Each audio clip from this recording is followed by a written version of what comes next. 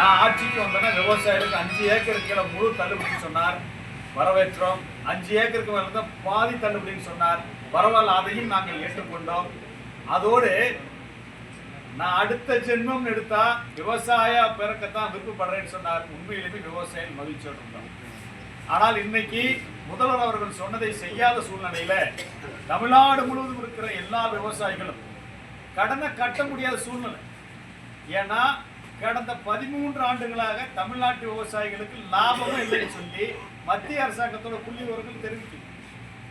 தமிழ்நாடு அரசாங்கம் அதை ஒத்துக்கிறாங்க. அப்படி இருக்கும்போது எப்படி விவசாயிகள் நாங்கள் கடனை திருப்பி கட்டுவது?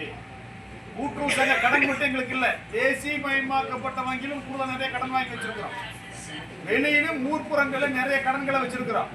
இதையாவது தள்ளுபடி பண்ணா நாங்கள் கொஞ்சம் சற்று ஆசுவாசப்பட்டு அடுத்த சாகுபடி தொடங்கிடும் என்பதுதான் யதார்த்தமான நிலைமையாக இருக்கிறது.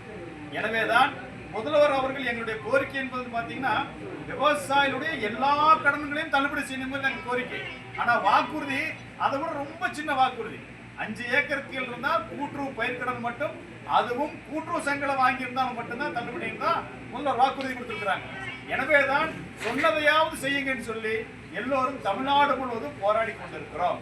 இன்னைக்கு இங்க நடந்த இந்த தமிழ்நாட்டில் இருக்கக்கூடிய முக்கியமான விவசாய சங்கங்கள், தமிழ்நாட்டில் செயல்படக்கூடிய எல்லோரும் இணைந்து ஒரு ஆலோசனை செய்து சட்டசபை கூட்டத்தொடருக்குள்ள கூட்டணி கட்சி தலைவர் எல்லாம் சந்தித்து கோரிக்கை வைப்பது, அவர்கள் மூலமாக முதலமைச்சரை சந்தித்து என்னுடைய கோரிக்கையை வலியுறுத்துவது, அது நிறைவேறாத பட்சத்தில் சட்டசபை கூடும் போது அனைவரும் இணைந்து ஒருங்கிணைந்து ஒரு மாபெரும் வலுவான தொடர் காத்திருப்பு போராட்டத்தை கோரிக்கை நிறைவேறும் சென்னையில் நடத்துவது, அதோடு இங்கு குறுவை சாகுபடியால் பாதிக்கப்பட்டுள்ள விவசாயிகளுக்கு குறைந்தபட்சம் ஏக்கருக்கு 20,000 ரூபாய் அரசு நிவாரணமாக வழங்க வேண்டும்.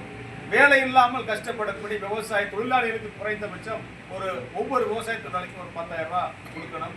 மேகதாது பிரச்சனையில தமிழ்நாடு அரசு உரிய நடவடிக்கை எடுத்து மேகதாது கட்டாத வண்ணம் உரிய நடவடிக்கை எடுக்கணும் அப்படிங்கிறத வலியுறுத்துகிறோம். இன்னும் நிறைய கோரிக்கைகள் இருந்தாலும் நாங்கள் மிக முக்கியமாக இந்த கோரிக்கைகள் எல்லாம் தீர்மானம் நிறைவேற்றி இருக்கிறோம். அனைவரும் இணைந்து செயல்படுவோம். தமிழ்நாடு முதல்வருக்கு தமிழ்நாட்டு விவசாயிகள் சார்பில் கோரிக்கை என்னவென்றால், ஐயா முதல்வர் அவர்களே, தயவு செய்து நீங்கள் சொன்ன வாக்குறுதிகளை நிறைவேற்றிக் கொடுங்கள். விவசாயிகள் உங்கள் மீது பெரிய மதிப்போடும் அன்போடும் காத்திருக்கிறார்கள். நீங்கள் சொன்னதை செய்ய வேண்டும் என கோரிக்கை வைக்கிறோம் என்பதை எங்கள் அனைவரின் வாயிலாக உங்களுக்கு ஊடகங்கள் மேல நாங்கள் தெரிவித்துக் கொண்டு கண்டிப்பாக படிப்படியாக நடவடிக்கை எடுத்து விவசாயிகளுக்கு இந்த பிரச்சனையை தீர்த்து கொடுக்கும் வரை அனைவரும் இணைந்து ஒன்றுபட்டு பாடுபடுவது எனவும் நாங்கள் தீர்மானிக்கிறோம். டெல்லியில் நடக்கிற